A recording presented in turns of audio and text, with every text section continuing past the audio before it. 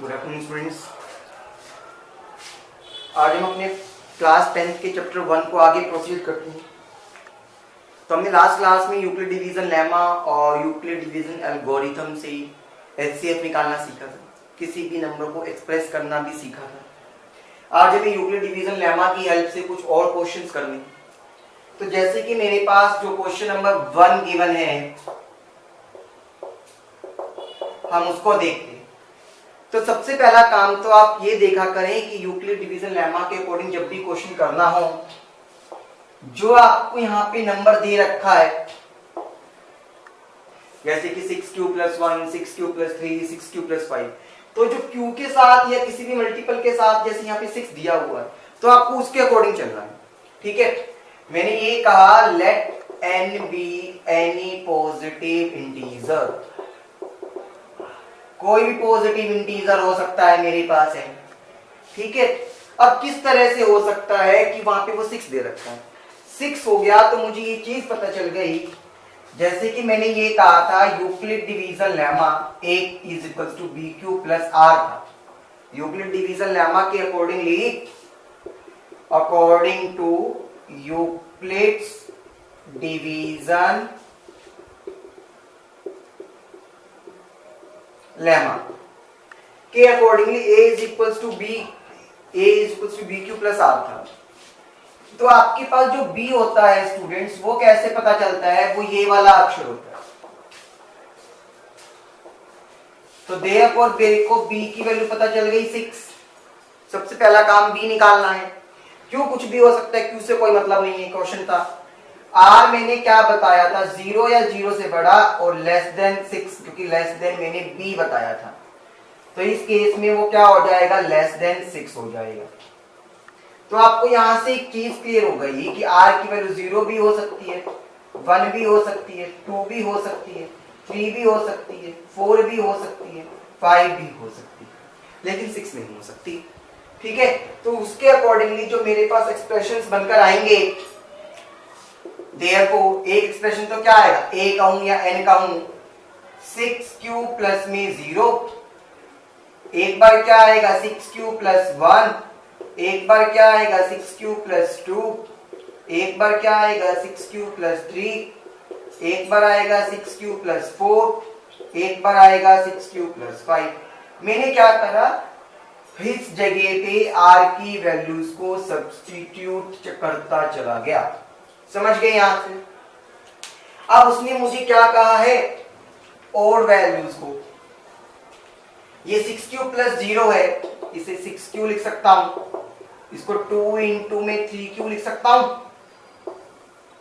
कुछ रिमाइंडर कुछ भी नहीं। आपको पता है ना, 2 का जो भी मल्टीपल होता है वो क्या होता है, even। 2 का जो भी मल्टीपल होता है तो क्या हो गया, even। तो ये मेरे पास क्या था, even तो मुझे नहीं चाहिए। 6q + 1, तो आपको पता है इसको मैं क्या लिख सकता हूं, 2 × में 3q + में 1। क्यों? क्योंकि 2 × 3 6 होता है, रिमाइंडर 1 बच रहा है। आपको पता है, बस एक चीज का याद रखिएगा, 2n होगा तो even होगा, 2n + 1 होगा तो मेरे पास और होगा, हमेशा हमेशा। n कुछ भी हो सकता है, यहाँ पे n मेरे पास ये 3q था, तो ये मेरे पास क्या है, और। इसी तरह से अगर मैं बात करता हूं स्टूडेंट्स यहाँ पे, तो 2 को कॉमन लेकर सकता हूं, क्या बच गया, 3q + 1, रिमाइंडर नहीं बचा तो even आ गया, 2n की फॉर्म में आ गया ना ये। ऐसे यहाँ पे इसको क्या लिख सकता हूं मैं, 6q + में 2 + में 1, है ना।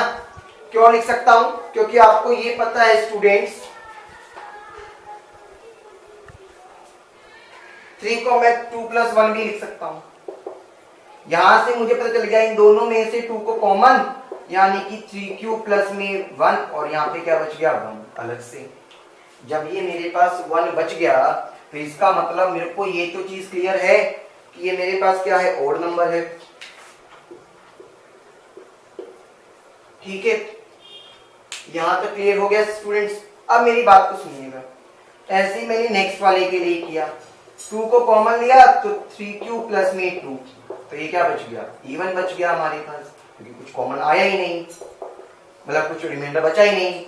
सिक्स क्यू प्लस 5 को 6q प्लस 4 प्लस 1 लिख सकते हैं। अब इन दोनों में से 2 को कॉमन लिया तो 3q प्लस में 2 रह गया प्लस में 1। जब भी रिमाइंडर 1 रहता है तो वो क्या होता है, इस फॉर्म में यानी कि ओड होता है।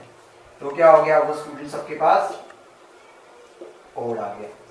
तो अब देखो आपको क्या करना था, ओड वाली चीजों को सिलेक्ट करना था। करते हैं, मैं उनको रेड पेन से सर्कल कर देता हूं या बॉक्स में डाल देता हूं जो ओड थे।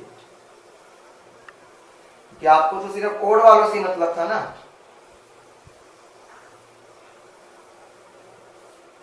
मैंने ये कर दिया। अब मेरे को एक चीज बताओ देख के स्टूडेंट्स, ओड वाला नंबर उसने कहा था एक होना चाहिए 6q प्लस 1 की फॉर्म में, तो 6q प्लस 1 की फॉर्म में आ रहा है। कहता है ओड वाला होना चाहिए था 6q प्लस 3 की फॉर्म में, आ रहा है। कहता है ओड वाला होना चाहिए था 6q प्लस 5 की फॉर्म में, 6q प्लस 5 की फॉर्म में आ रहा है। तो इस तरह से मैंने क्या कर दिया, इस क्वेश्चन को प्रूव कर लिया। स्टूडेंट्स क्लियर है? बस मेन काम इसका है यूक्लिड डिवीजन लेमा का। सॉल्यूशन देखोगे बहुत सारी बुक्स में ये नहीं लिखा हुआ। अब ये नहीं लिखेगा, सीधा ये कर दोगे तो हमें नहीं पता चलता कैसे आया। ये कंडीशन हमने यूक्लिड डिवीजन लेमा के टाइम पे भी पढ़ी थी। जिन स्टूडेंट्स ने यूक्लिड डिवीजन लेमा वाली मेरी फर्स्ट वीडियो नहीं देखी है वो पहले उसे देखें ताकि वो अच्छे से क्लियर हो सके हमारा। ठीक है, थैंक यू स्टूडेंट्स। अब आगे चलते हैं नेक्स्ट क्वेश्चन के ऊपर।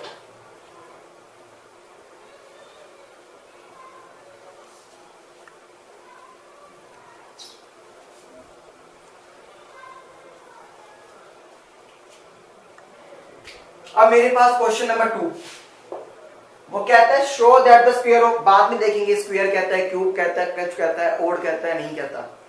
सबसे पहले देखो नंबर क्या है सर, 3, तो लगाओ ना। According to Euclid's division lemma क्या कहा था, कोई भी number a is equal to b q plus r हो सकता है। तो मैंने क्या कहा, b सबसे पहले पकड़ो यहां से, तो ये 3 और ये मेरे पास b आ गया, तो b की वैल्यू क्या हो गई सर, 3 हो गई। पकड़ना वैल्यू b को ऐसी है और कुछ नहीं करना, कहता वो ये है। r क्या कहा था, 0 से लेके b तक जाएगा, यानी कि r मेरे पास 0 से लेके 3 तक जाएगा। तो r की वैल्यू क्या हो सकती है, 0, 1 और ये 2, सिर्फ 3 ही वैल्यूज आएंगी मेरे पास। क्लियर? तो मेरे पास 3 केसेस अराइज हो गए। फर्स्ट केस अगर मैं लेके चलता हूं a is equal to b की जगह तो 3q प्लस में 0। क्लियर है? अब उसने क्या कहा स्टूडेंट्स, स्क्वायर कहा, तो मुझे इस नंबर का भी स्क्वायर करना पड़ेगा। तो कितना आ गया, ये 9q स्क्वायर आ गया, 3 का स्क्वायर 9। अच्छा क्या मैं इसको ये लिख सकता हूं, 3 इंटू में 3 इंटू क्यू स्क्वायर लिख सकता हूं ना, यस और नो स्टूडेंट्स? अब क्योंकि मुझे उसकी फॉर्म में प्रूव करना है तो 3 का आर्टिकल, तो मैं क्या सकता हूं, let 3q square is equals to m। तो देयरफॉर क्या आ गया, 3m की डिवीजन में आ गया, 3m की फॉर्म में आ गया। इसी तरह से अगर मैं केस लेके चलता हूं मेरा second, a is equals to 3q plus में 1, r की जगह मैंने वैल्यू पुट कर दी 1। स्क्वायर कहा तो मैंने स्क्वायर कर दिया। करते हैं, a square plus b square plus 2 into में ab, यानी कि 9q स्क्वायर प्लस 1 प्लस में 6q। अब मुझे एक चीज पता चल गई स्टूडेंट्स, इन दोनों में से मेरे पास 3 कॉमन आ सकता है। यहाँ क्या बच गया, 3q स्क्वायर प्लस में 2q प्लस में 1, ये वाला भाग रह गया। मुझे 3m प्लस 1 की फॉर्म में लिखना है। यहाँ मैं क्या कह सकता हूँ, let 3q square plus 2q is equals to m, therefore 3m plus 1 की फॉर्म में रिप्रेजेंट हो गया। क्लियर है स्टूडेंट्स? अब इसी तरह से मुझे कौन सा केस करना है, मेरा थर्ड केस करना है। ठीक है, तो केस नंबर 3 जब मैं करता हूं तो क्या होगा, आपके पास जो नंबर बनेगा a is equals to 3q plus में 2 बनेगा। स्क्वायर करना है तो मैं अगेन स्क्वायर करूंगा, तो क्या आ जाएगा, 9q square plus 2 square is 4 plus 2 into में ab ये कितना आ गया 2 2 जा 4 3 जा 12 क्यू। अच्छा क्या मैं इसे ये भी लिख सकता हूँ स्टूडेंट से 12 क्यू आगे और 4 को 3 प्लस 1। कैसे करेंगे सर, कैसे पता चलेगा? कुछ नहीं करना स्टूडेंट्स आपको, बस मेरा एक चीज याद रखना, जो भी कांस्टेंट वैल्यू हो और जो b की वैल्यू आई है उसको उसकी डिवाइड करके देख लो, ठीक है। अब मैं 4 को 3 से डिवाइड करूंगा तो रिमाइंडर 1 आएगा, तो 1 बचना चाहिए, 3 को अलग लिख दो। अगर 6 होता तो पूरा ही कम होना चाहिए, रिमाइंडर 0 आता फिर मेरे पास। समझ आ रहा है मैं क्या कह रहा हूँ? 4 को 3 से डिवाइड करके देखा क्योंकि जो b की वैल्यू थी 3, 1 आ गया, 1 को अलग लिखेंगे, 3 को अलग लिख देंगे हम। अब करते हैं, अब मुझे ये चीज क्लियर हो गई, इन तीनों में से 3 को कॉमन लिया, ये 3q स्क्वायर बच गया, ये 4q बच गया, ये 1 और यहाँ 1 अलग से बच गया। तो अब आपको एक चीज क्लियर हो गई स्टूडेंट्स,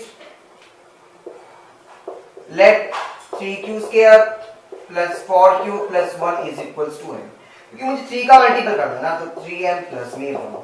अब भी मेरे पास वही मल्टीपल आ रहा है, यानी कि मुझे एक चीज क्लियर हो गई, केसेस कोई भी बने वो अगर स्केयर करने पे सिर्फ यही 2 केसेस अराइज होंगे, इसके अलावा कोई केस मेरा अराइज कभी नहीं हो सकता।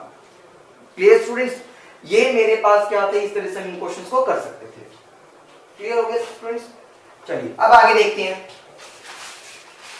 अच्छा स्टूडेंट्स, हमने एचसीएफ के बारे में बात करी है और एलसीएम हम पहले से जानते हैं थोड़ा सा। एलसीएम की फुल फॉर्म होती है लीस्ट कॉमन मल्टीपल,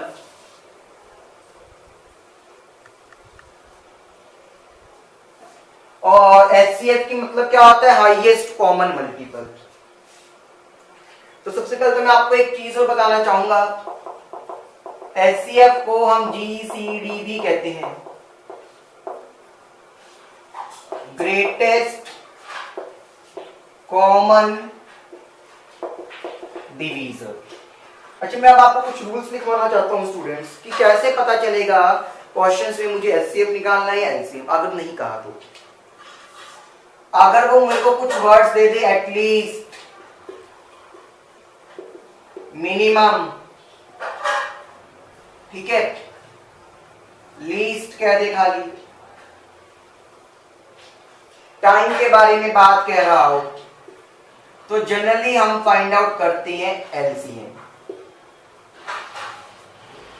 वर्ड्स कह दे एटमोस्ट, मैक्सिमम, ठीक है, या नंबर ऑफ बॉक्सेस निकालना हो, नंबर ऑफ बॉक्सेस, तो मैं जनरली निकालता हूं हाईएस्ट कॉमन फैक्टर। ये जनरली मेरी बातों को ध्यान रखना, ठीक है। अब एक क्वेश्चन देखते हैं, इन्हें इंपॉर्टेंट पॉइंट्स को मार्क कर देना स्टूडेंट्स, ठीक है। अब जैसे कि हमारे पास क्वेश्चन आया स्टूडेंट्स, वो कहता है an army contingent of 616 member, 616 members थे आपके पास, ठीक है, मार्च करने के लिए, परेड करने के लिए, ठीक है। Behind an army members of 32 members अलग से थे परेडिंग के लिए, ठीक है। ये आर्मी बैंड था और वो कंटिंजेंट के आदमी थे, समझ रहे हो ये बात? वो कहता है the two groups are to march in the same number of columns, find the maximum number of columns. आपको क्या निकालना है students? Maximum number of columns निकालने हैं। मैक्सिमम नंबर ऑफ कॉलम्स निकालना है,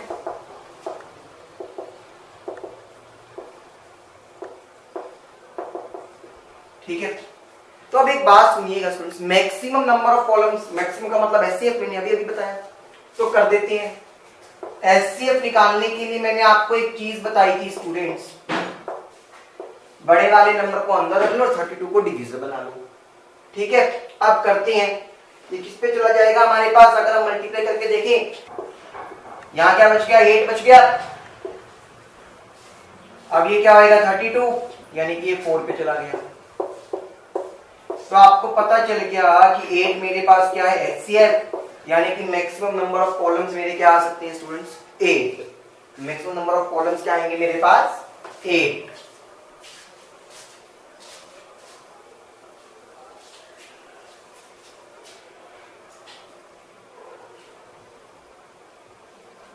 थैंक यू स्टूडेंट्स।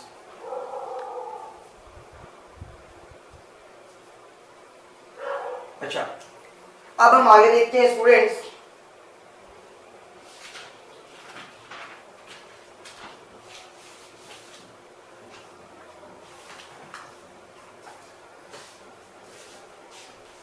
एक फॉर्मूला होता है HCF into LCM is equals to product of given two numbers. ठीक है, ये फॉर्मूला बहुत ईजी है। जैसे कि आपको क्वेश्चन कहता है HCF दे रखा है 306 और 657 का 9, फाइंड LCM। मुझे क्या निकालना है स्टूडेंट्स? LCM निकालना है। क्लियर? तो अब मेरे पास इस फॉर्मूले के अकॉर्डिंगली HCF तो 9 पता है, LCM मुझको पता नहीं, प्रोडक्ट तो मुझे पता है ना 306 और 657 की ही आएगी। मैं वैसे ही निकालूंगा, 306 और 657 का LCM निकालने लगे हम। LCM अब हम इस तरह से भी निकाल सकते हैं ना स्टूडेंट्स। ये 9 हो गया, करते हैं। ये 9 1 जा 9, यहाँ पे गया 7 9 जा 63, 2 और यहाँ पे 3 आ गया। यानी कि 306 को 73 से मल्टीप्लाई करेंगे। अब हम 7 3 जा 6 3 जा 18, 3 3 जा 9, 7 6 जा 42, 7 3 जा 21, 8 3 9 और 4 13, 2 और ये 2। तो आपका आंसर कितना आ गया? 2 2 3 3 8। Clear students? ये आपके पास LCM आ गया।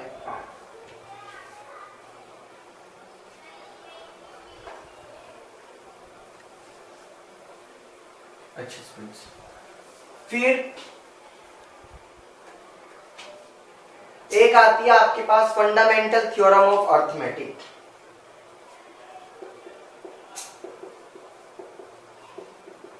Fundamental theorem of arithmetic.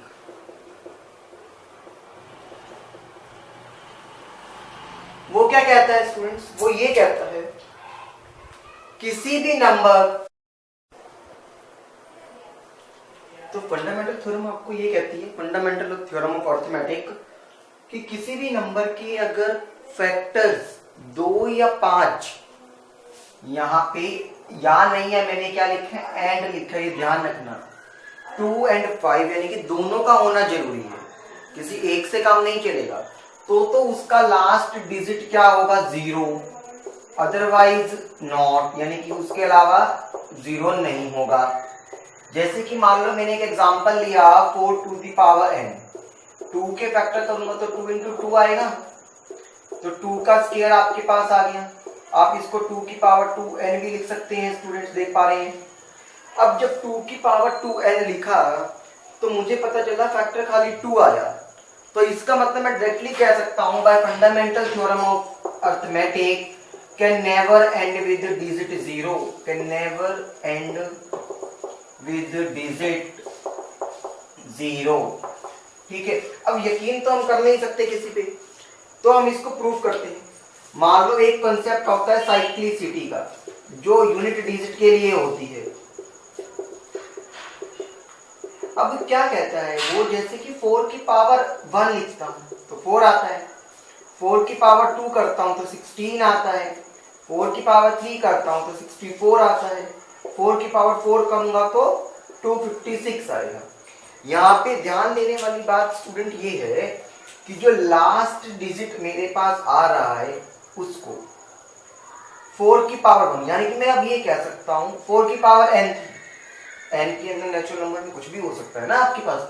यहाँ पे भी क्या होता है? n मेरे पास नेचुरल नंबर से बिलोंग करता है, ये भी ध्यान रखना। अब ये देखो, अगर n इवन है तो आप देख पा रहे हो लास्ट डिजिट मेरे पास जो यूनिट डिजिट आएगा वो 6 होगा। अगर n मेरे पास ओड है तो जो यूनिट डिजिट आपके पास है वो हमेशा क्या आएगा, 4 आएगा। अब दो ही तरह के तो डिजिट होते हैं, एक ओड और एक इवन, तो यानी कि या तो 4 आएगा या फिर 6 आएगा, 0 तो कभी नहीं आएगा। वही हमने यहाँ पे प्रूव करा। क्लियर स्टूडेंट्स, ये तो हमारा क्लियर ठीक हो गया। अब इसी तरह से अगर मान लो मैं एक क्वेश्चन और लेके चलता हूं, ठीक है। मेरा क्वेश्चन ये है students, 6 to the power n, तो मैं पहले तो 6 के फैक्टर करता हूं, तो 2 क्रॉस 3 आ गया, तो 2 तो आ गया लेकिन 5 नहीं है, तो मैं क्या कह सकता हूं, because 5 is not here, therefore according to fundamental theorem of arithmetic can never end with digit 0, can never end with 0। Clear, ये प्रूव करना था आपको, यही थियरी लिखनी है। अब प्रूव भी करते हैं। 6 की पावर 1 करोगे तो 6, 6 की पावर 2 करोगे भी तो भी 36, 3 करोगे तो 216, यानी कि लास्ट में 6 की पावर कुछ भी करोगे तो 6 ही आएगा। तो ये तो पक्का क्लियर हो गया कि 0 तो आएगा ही नहीं। क्लियर, ऐसे जो हम एक साइकिल बना लेते हैं उसको कहते हैं साइक्लिसिटी, मतलब जो रिपीट होता जाता है अपने आप में।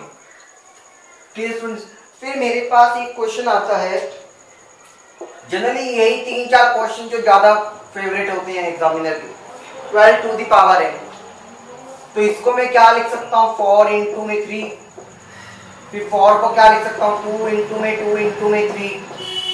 आप देख पा रहे हैं 5 तो अब भी नहीं आया, because 5 is not here, therefore can never end with digit 0, never end with